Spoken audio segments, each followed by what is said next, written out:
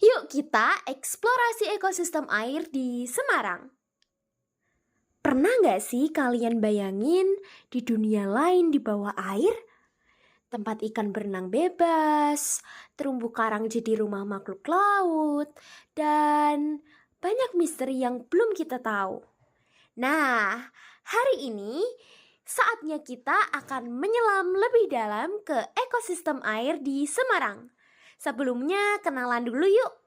Kami adalah tim eksplorasi Caca 109 presensi 1, Nadine 109 presensi 2, Kristi 109 presensi 3, Sekar 109 presensi 5, dan Jocelyn 109 presensi 10. Kami semua akan membahas tentang keindahan, sejarahnya, komponen ekosistem, tantangan, dan solusinya bersama kalian semuanya. Coba bayangin, Semarang seperti tubuh manusia. Agar sehat, semua bagiannya harus bekerja dengan baik.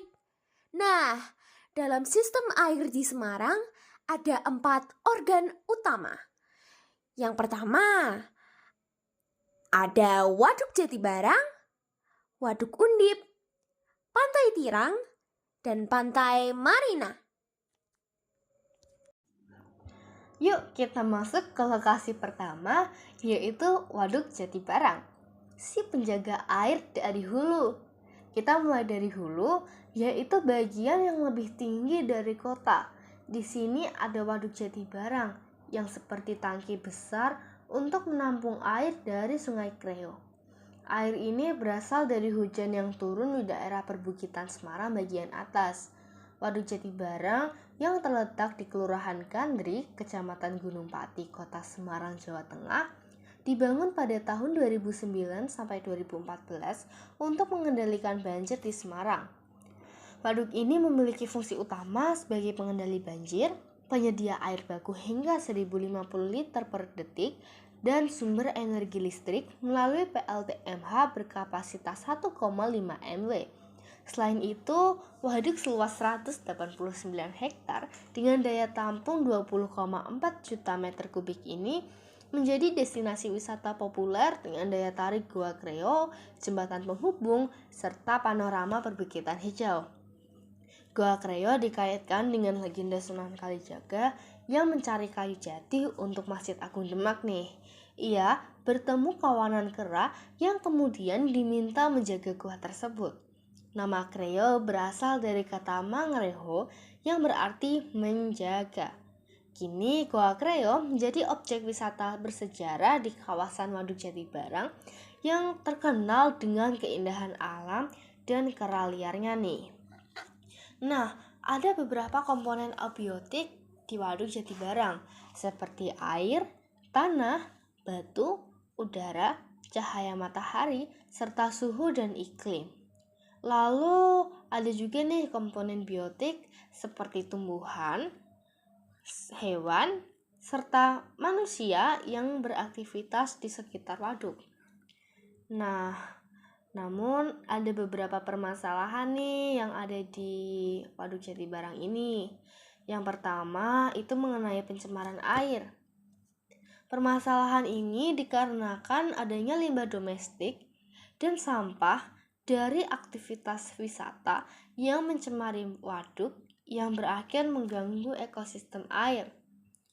Nah, ada beberapa solusi nih yang bisa ditawarkan, seperti membangun sistem pengolahan limbah di sekitar waduk, menjaga kebersihan melalui kampanye dan papan informasi, serta memasang tempat sampah terpisah untuk sampah organik dan non-organik. Lalu masalah yang kedua ini adalah mengenai gangguan fauna. Masalah ini tuh dikarenakan interaksi manusia pada fauna yang tidak terkontrol, seperti memberi makanan sembarangan pada kera dapat mengganggu perilaku alami dari fauna. Nah, ada beberapa solusi nih untuk mencegah hal tersebut terjadi. Itu seperti menetapkan zona aman untuk fauna jauh dari aktivitas wisata. Lalu ada membatasi interaksi manusia dengan fauna melalui pengawasan ketat dan aturan yang jelas, serta melakukan edukasi kepada pengunjung tentang pentingnya menjaga ekosistem. Tapi kalau air di hulu ini nggak dikelola dengan baik, misalnya ada penebangan hutan liar, maka tanah akan longsor dan air hujan akan langsung turun deras ke hilir, menyebabkan banjir di daerah kota serta pesisir. Lalu yang kedua yaitu Waduk Undip, si penyimpan air di tengah kota.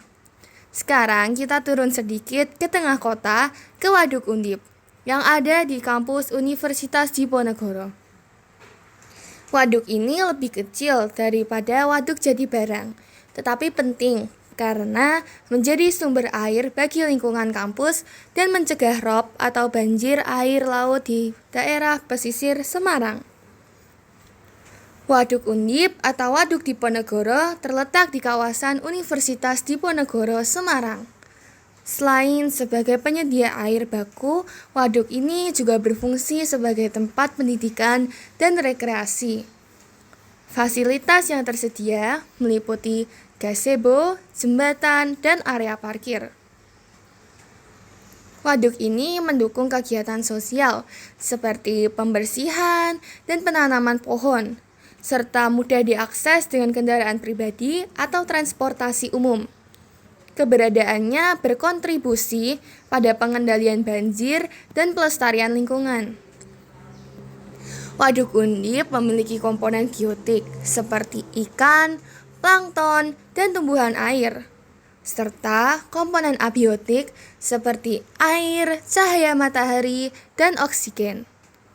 Nah, adapun permasalahan pada Waduk Undip, adanya banjir yang terjadi karena ketidaklancaran drainase yang ada di sekitar Waduk Undip.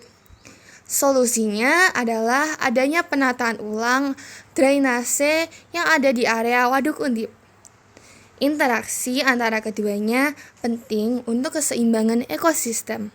Namun, masalah seperti pencemaran dan perubahan iklim dapat mengganggu hubungan ini dan mempengaruhi kualitas lingkungan waduk. Nah, kalau waduk ini mengering, tanah di sekitarnya bisa turun, yang akhirnya memperparah banjir di area pantai. Yang ketiga yaitu Pantai Tirang si penjaga pesisir. Air dari sungai yang melewati kota akhirnya mengalir ke laut, salah satunya ke Pantai Tirang. Pantai ini punya hutan bakau yang sangat penting. Pantai Tirang adalah destinasi wisata pesisir yang terkenal dengan keindahan alamnya, seperti pasir putih, air laut jernih, dan pemandangan yang memukau. Tempat ini ideal untuk berbagai aktivitas seperti berenang, berjemur, dan snorkeling, serta memiliki ekosistem laut yang kaya. Dikelilingi oleh fasilitas pendukung seperti warung makan dan area bermain.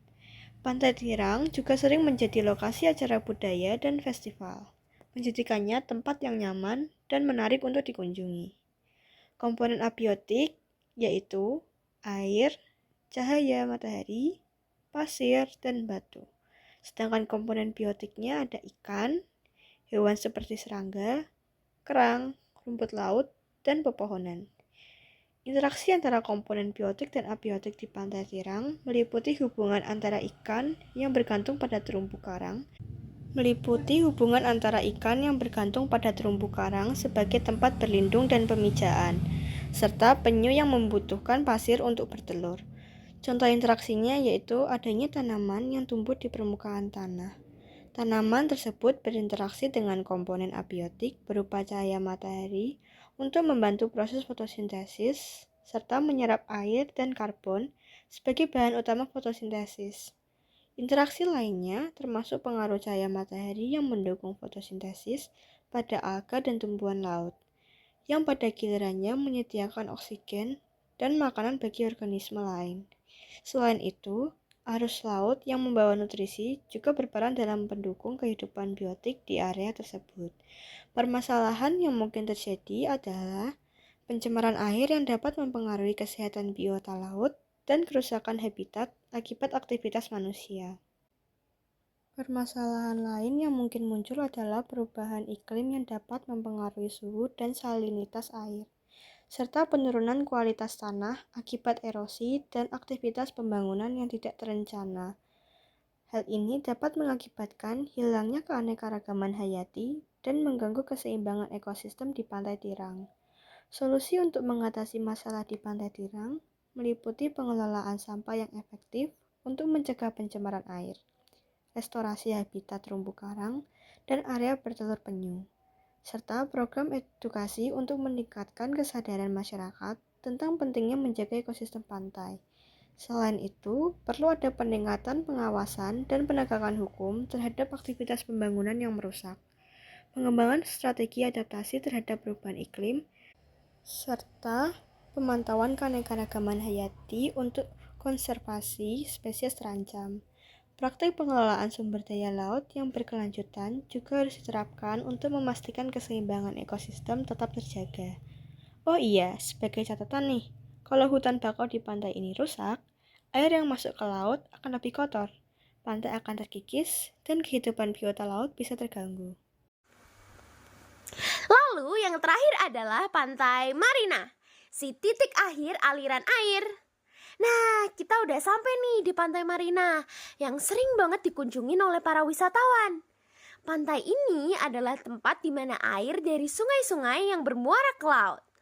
Pantai Marina adalah salah satu objek wisata pantai yang berada di Jalan Taman Marina, Tawangsari, Kota Semarang, Jawa Tengah. Pantai ini menyimpan pemandangan yang indah khas Kota Semarang. Dahulu, tempat ini merupakan hutan bakau dan tambak, tapi pemerintah setempat sudah mengubahnya menjadi tempat rekreasi dengan cara reklamasi daratan. Hasil dari reklamasi daratan tersebut dari hutan bakau ini sekarang menjadi perumahan, pertokoan, perkantoran yang ada di sebelah selatan pantai. Lalu ada pula komponen-komponen di dalamnya, yaitu yang pertama adalah komponen biotik yang terdiri dari hewan, yaitu kepiting, berbagai jenis ikan, burung camar, kerang, cacing, bekicot, siput, keong, lalu ada rusa, plankton, dan udang. Lalu ada juga tumbuhan-tumbuhan yang tumbuh di sana, yaitu ada cemara, pohon kelapa, palem raja, bambu hias, asam kranji, flamboyan, angsana. Lalu ada juga kelompok tanaman semak seperti soka, nusa indah, dan tentunya di sana juga tumbuh rerumputan. Lalu pastinya ada pengunjung, nelayan, pedagang-pedagang yang ada di sekitar Pantai Marina dan warga perumahan sekitar. Lalu ada pula komponen abiotiknya, yaitu air laut yang mengandung garam, suhu dan arus, ada pasir sebagai tempat tinggal biota pantai seperti kepiting dan kerang tadi. Lalu ada pula udara, yaitu angin laut yang memengaruhi cuaca di sekitar pantai. Ada batuan dan karang sebagai habitat ikan dan tumbuhan laut, dan cahaya matahari yang membantu fotosintesis pada tumbuhan seperti alga dan mangrove. Nah, ada pula interaksinya, yaitu terjadinya penyerbukan silang pada populasi pohon kelapa. Ketika nantinya ada angin, dimungkinkan akan terjadi penyerbukan silang karena serbuk sari akan terbang dari satu pohon ke pohon yang lain, sehingga terjadilah penyerbukan silang.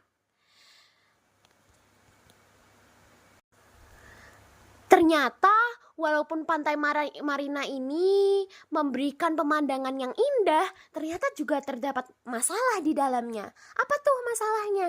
Nah, ada kegiatan perburukan pantai yang diyakini itu akan berdampak kepada perubahan arus dan gelombang air laut yang dapat mengakibatkan makin tingginya sedimentasi di sekitar Kali Silandak.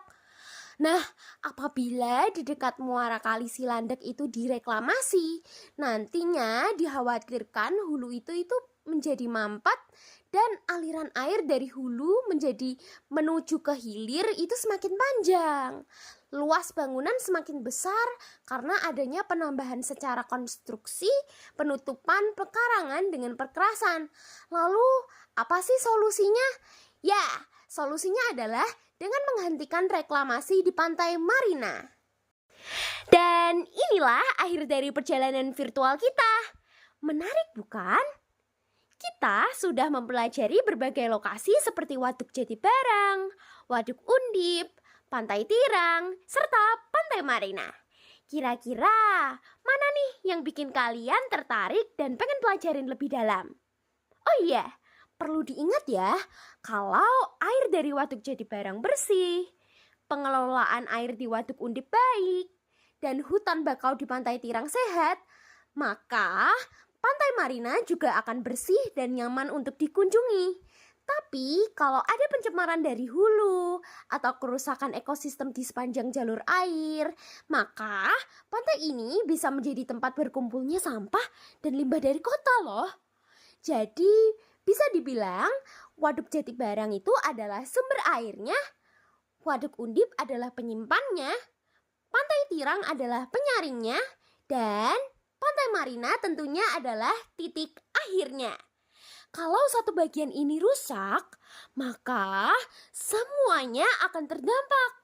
Dan kalau mendengar penjelasan tadi, ternyata banyak banget ya permasalahan-permasalahan yang sudah terjadi dan mungkin akan terjadi juga di masa depan. Dari perjalanan virtual ini, kita nggak hanya belajar mengenai komponen, interaksi, dan apa aja permasalahannya, tetapi kita juga belajar bagaimana sih caranya kita bisa menyikapi permasalahan-permasalahan tersebut dengan baik. Dengan begitu, ekosistem air di Semarang bisa tetap seimbang dan bermanfaat bagi manusia serta lingkungan. Yuk teman-teman, kita jaga lingkungan kita. Karena langkah awal dari kita mempengaruhi masa depan dari lingkungan kita. Thank you.